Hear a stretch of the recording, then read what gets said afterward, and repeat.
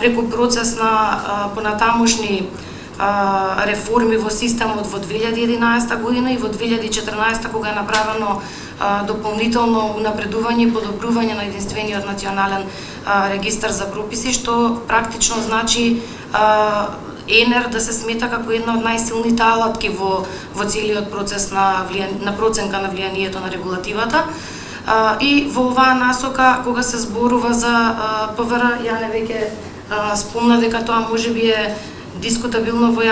односно не толку познато во јавноста што представува процесот на проценка на влијанието на регулативата, па така ние сите тоа треба да го гледаме како еден збир на активности во кои што се почнува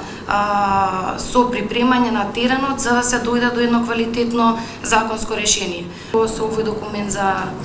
јавна политика се охрабрува самото министерство, за да може Министерство за финансии конкретно, за да може да имаме еден целосен систем кој што нормално ќе биде усогласен со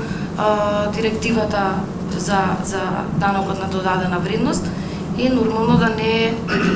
предизвикува бурни реакции во јавноста како тоа што беа направени, можеби затоа што не е